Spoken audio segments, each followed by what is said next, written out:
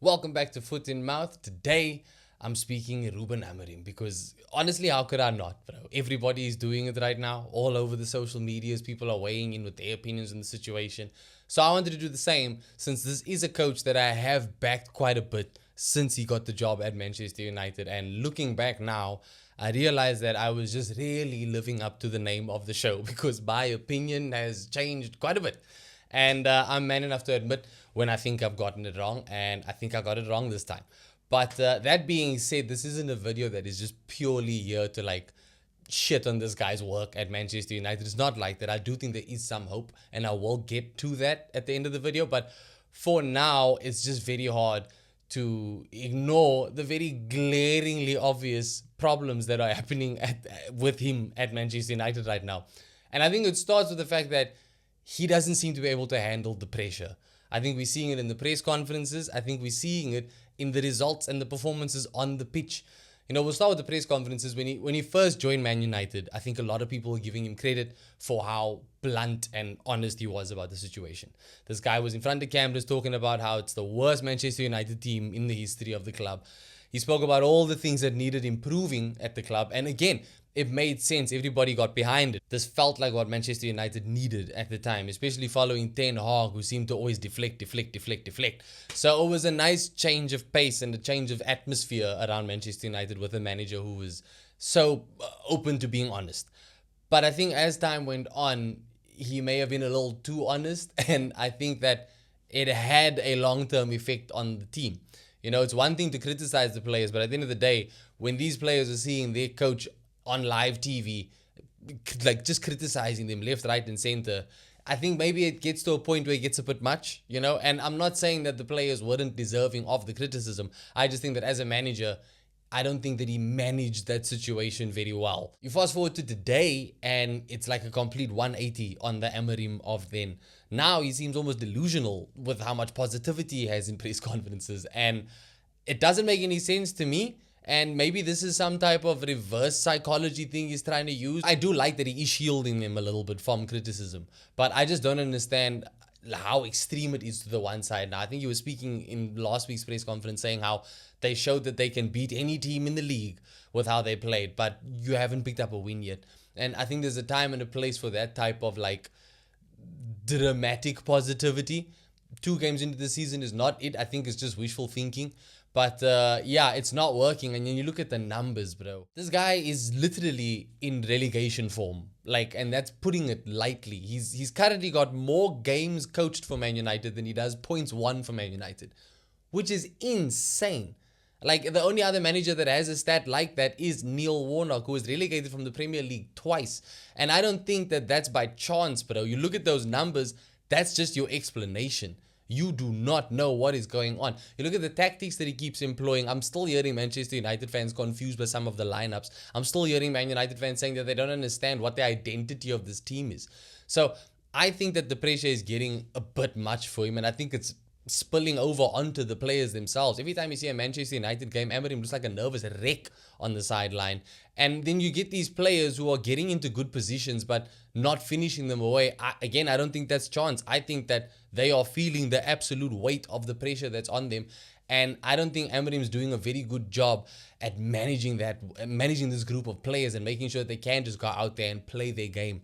You know what I mean?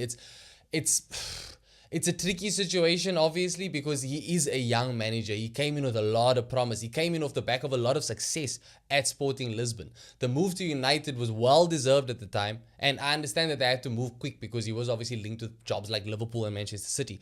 So it was something of a coup for United to pull him, He didn't reject them. He rejected Liverpool, allegedly. So the fact that they could get him in through the door was a massive, massive win.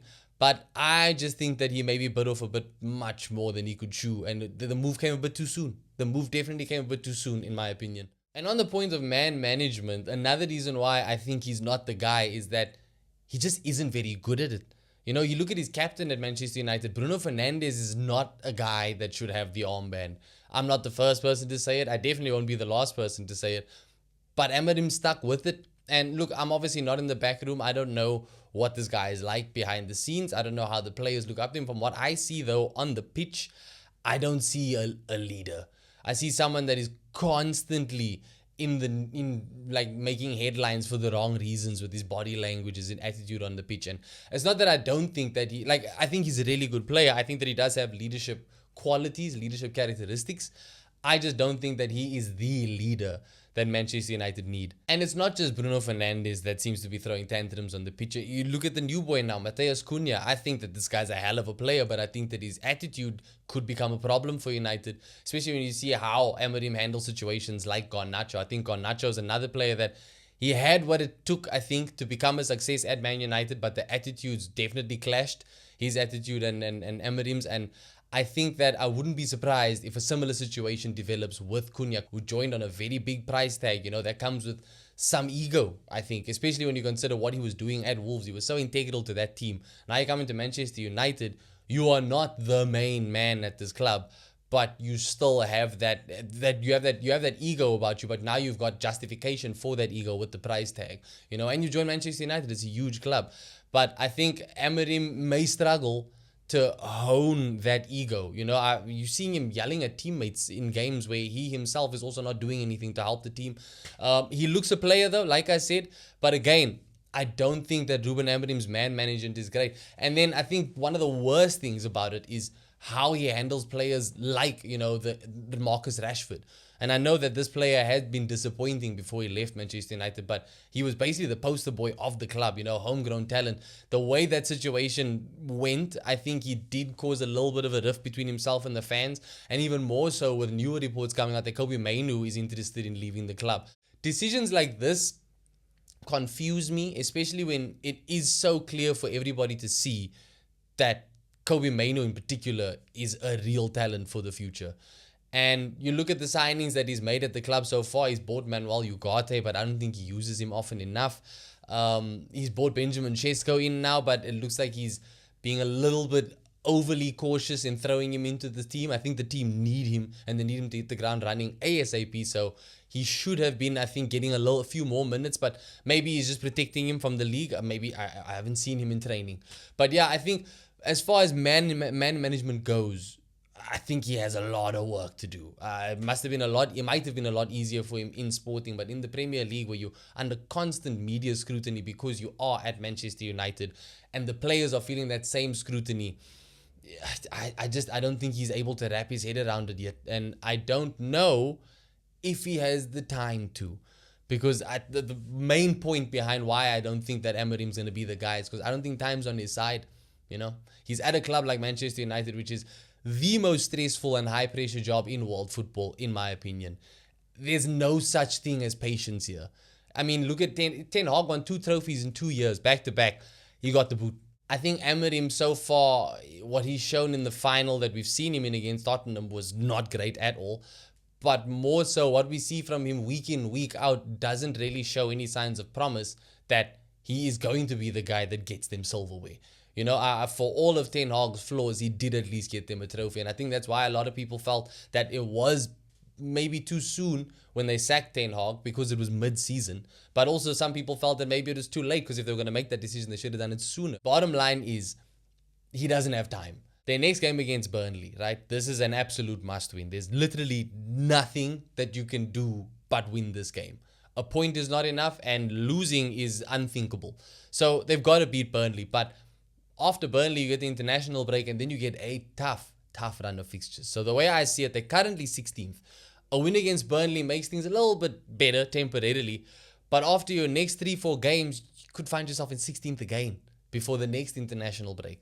And this international break is kind of coming at a bad time, I feel, because if they do beat Burnley, you're going to want to play your next game as early as possible so you can build momentum and keep that positivity rolling with the players. Now you're going to get a win against Burnley, hopefully, and then everything goes on pause again. And then by the time you come back, you're playing against, I think it's Chelsea at home is their first game back. If not Chelsea at home, it's Man City away. Either way, you are going to need to be absolutely up to the task. And Man United do often look good against the bigger sides. It's against the weaker sides that they look bad. But I think that this season, you're probably going to see both, bro. They look good against Arsenal for sure. But Chelsea and Man City, I mean, I know Man City also don't look great themselves.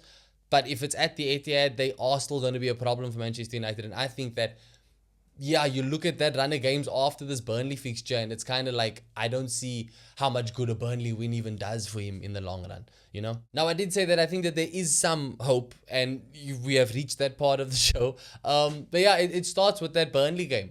I think a win against Burnley, it can boost the morale. However temporary it may be, it can boost the morale. If you show a really good performance in that game with a win, then I think you start to win some fans over a little bit more. Like it's I can't stress enough how much they absolutely have to win this game, and I think the Manchester United fans feel the exact same way. But yeah, so that I think is a big pro for him.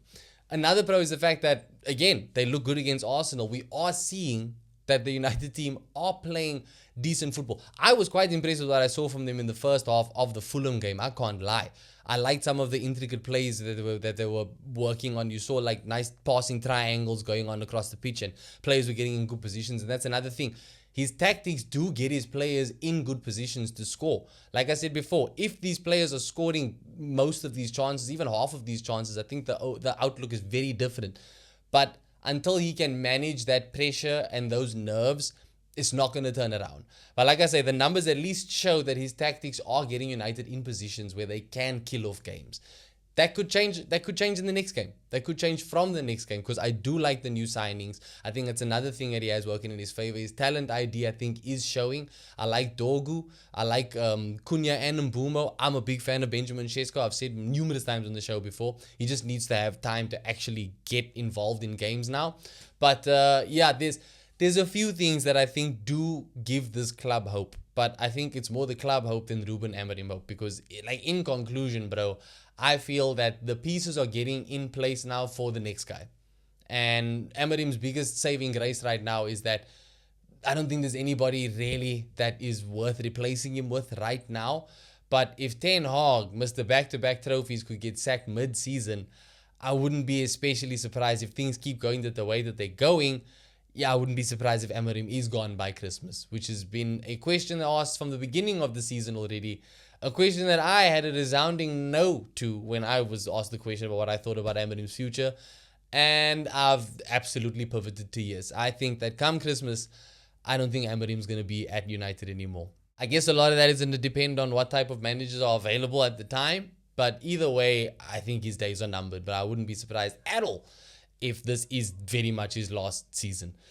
But let me know what you guys think in the comments below. Have I just been talking out of my ass here, or have I made some points? Thank you guys, as always, for watching the show. Don't forget to give it a like if you did enjoy it. Subscribe to the channel for more content, and I'll see you guys tomorrow for predictions, Game Week 3 of the Premier League.